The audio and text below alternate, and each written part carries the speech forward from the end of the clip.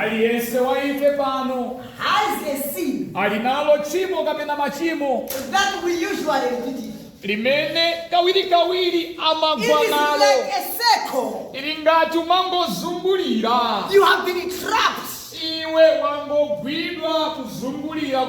If there is one sin, pali chimo ndithu one limodzi ndithu. And sometimes it is because of this sin nchifukwa cha chimo lomweli lobwereza that it multiplies the other sins. I will give you an example of the spirit of lust. If you are addicted to pornography, the end result is you masturbate. The problem is not masturbation. The problem is watching pornography. Are you hearing me? Are you hearing me? So there is a sin that is entangles you. And many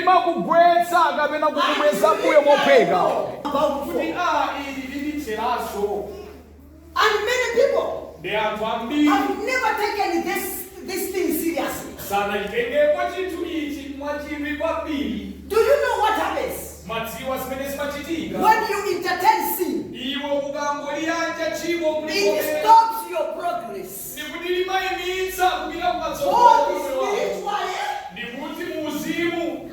And even physically. Because everything that happens on earth, they start in the spiritual realm and they manifest in the physical realm.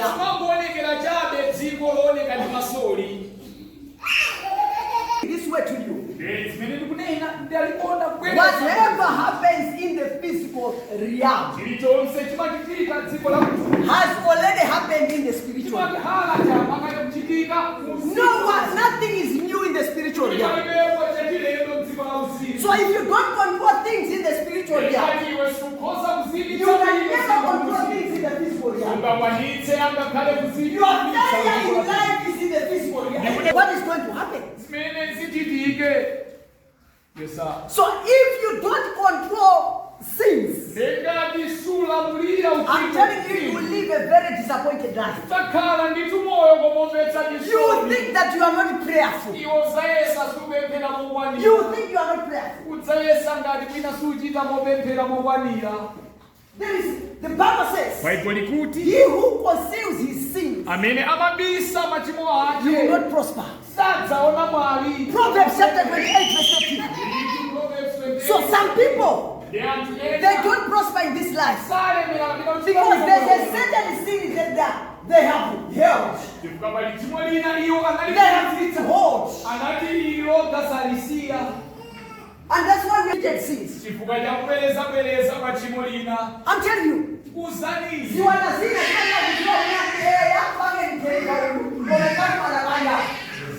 The only way you can be connected to Satan is through sin. It's through sin. No devil can have power over you if you are clean. If you are clean spiritual, no devil can have power over you. No devil can have power over you.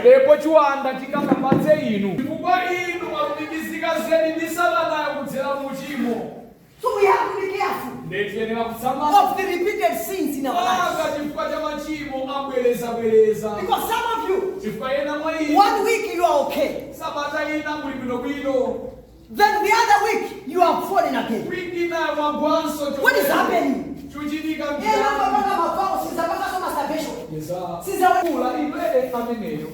You make a vow. You say in a minute from nowhere umachokera kuyamba kulala atakutukwana. Try na mambo na kaburi chimo njigololo. There are some other people. The more they have seen their friend bila makala na kuzima kazo kabisa. Ukwiye kuzimu kuzoa kuna mkawesa juwana kabisa. They don't want others to progress in life. They don't want others to progress in life.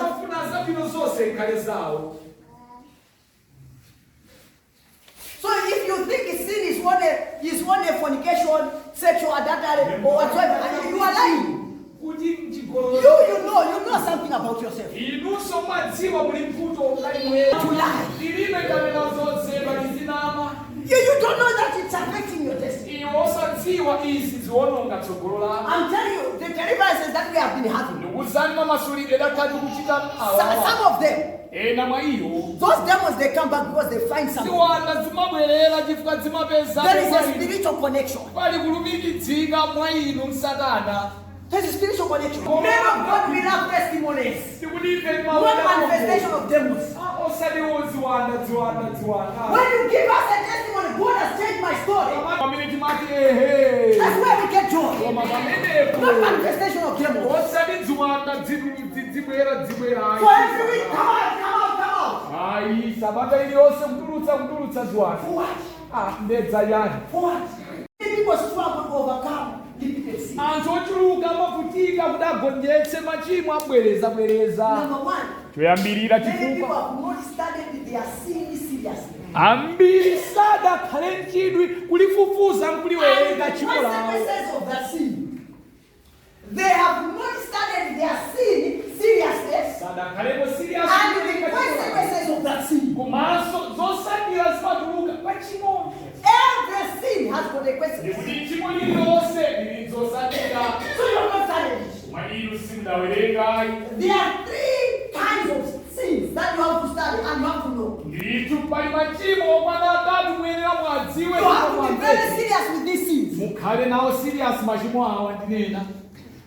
1 John chapter 2 verse 16. 1 John chapter 2 verse 16. 1 John chapter 2 verse 16. 1 John chapter 2 verse 16. What does the Bible say? Reading from ESV. Yes, sir. For all that is in the world. For all that is in the world.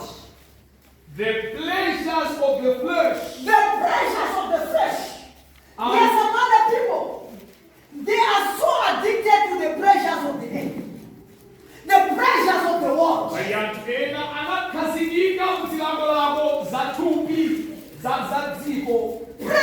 of the air. Pleasures of the world. These are the things that Israel entangled in. The moment you have heard a certain song of the world, well, when you start dancing, you don't know. Because you are so addicted to the things of the world. The moment someone gives you a call, there is a party here.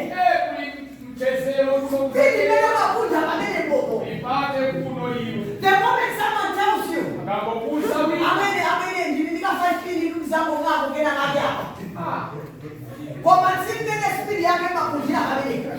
because you are just too addicted to the pleasures of the earth. You just love things of the earth. You just love those things. You have not studied yourself.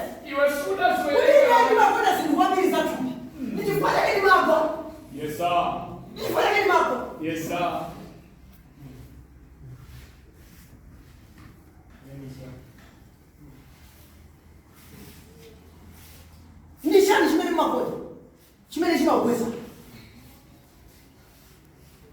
Let me tell you something.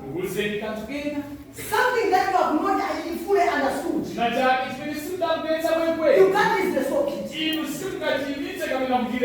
can't use the soap kit. Continue reading the scriptures, man of God. He says, you love the things of the world. And the desires of the eyes. And the desires of the eyes. Especially now the last of the eyes.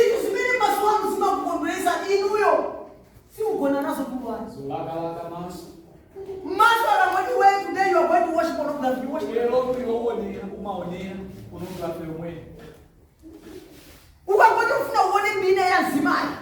You will do it at all costs. At all costs. At all costs. He loved to see young women. And one day he said, I've made a covenant with you that I will never last for a virgin woman. He says, I will never do this. Because he knew his weakness. He knew his sin. He knew his sin. He knew his sin. Even Satan understood that you can go and say to pastor, she managed to go over there. I think it. In another one, she did not put again. Mukangona chokala china chake simugona tulo mpaka na mshukule mukambabe ndama chine cha kusema maswala. Anena maswala very anointed for precious things. Very anointed. Zodzedwa maswala. Very anointed. Zodzedwa bintu. Anointed. Are you learning? Ukuzira ukonero. Have you studied yourself? Because sometimes it's good to study yourself. Is